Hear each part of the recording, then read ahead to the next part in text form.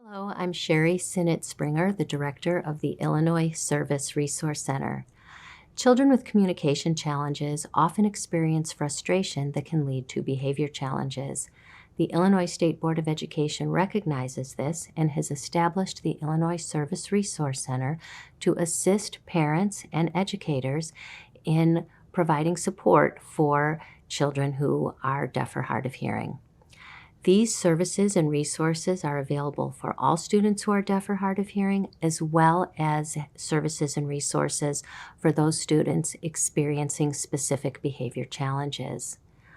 Some of the services we have available for all include the Parent University, and if you visit our website at www.isrc.us,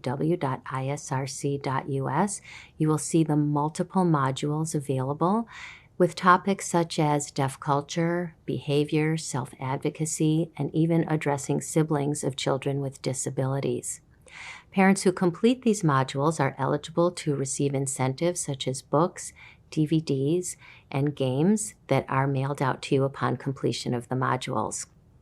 We also have a library with hundreds of materials, again, DVDs, books, games, and a variety of topics such as sign language, behavior, social skills, and some specific secondary disabilities such as autism spectrum disorder, sensory integration processing disorder, and attention deficit disorder.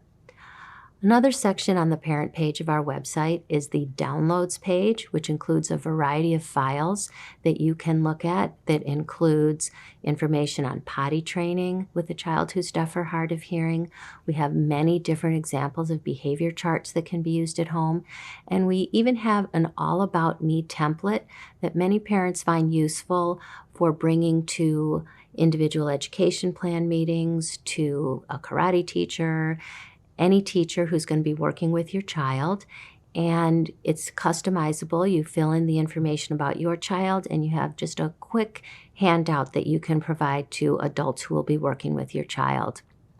You'll also find information about our Parent Cafe events, and we have a parent facilitator in each area of the state who organizes these events. They are often in the fall. We do a literacy event, and in the springtime we do a game night, and it gives parents an opportunity to network with other parents of children who are deaf or hard of hearing, and it also provides the students with a chance to meet other children who are similar to them.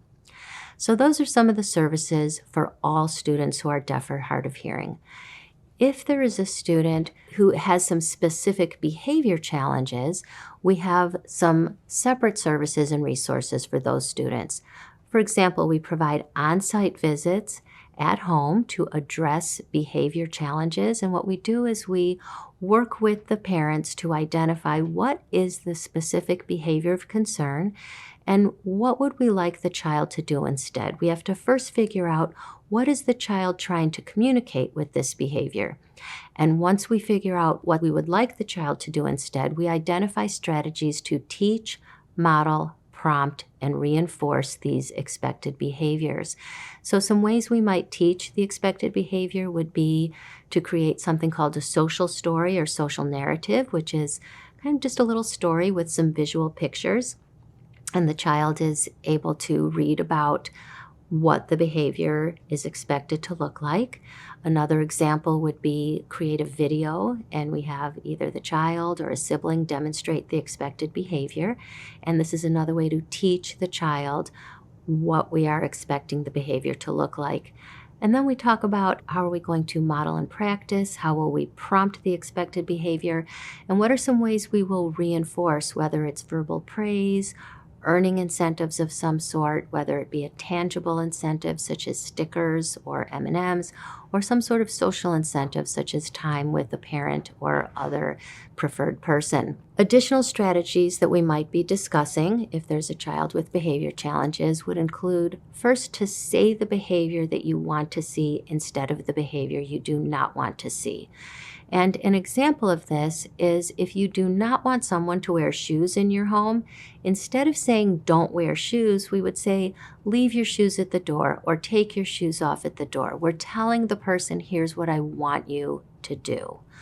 Another strategy we might use is called Think Out Loud, in which we work with the parent to practice kind of narrating themselves and showing the child what's going on inside their mind, things that are not really visible.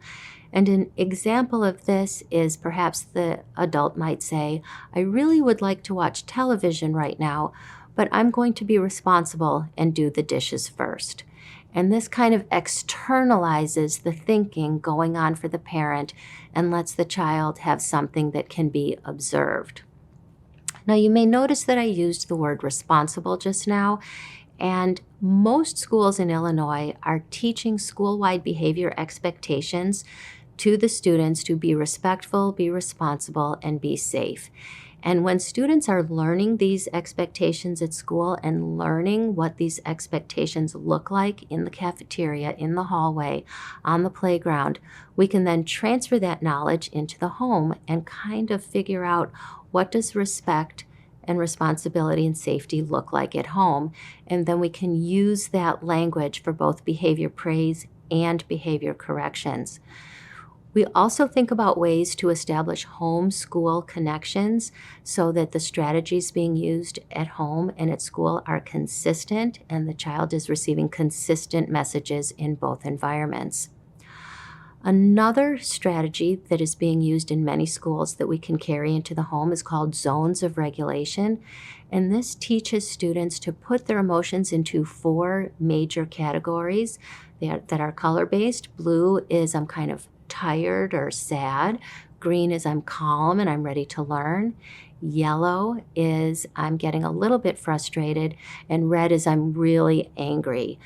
And so once they learn to identify the emotions, they then learn strategies they can use when they are experiencing each of these color zones. Again, all of this information is available on our website, www.isrc.us, and please feel free to contact us by email or phone, and we are available to provide support.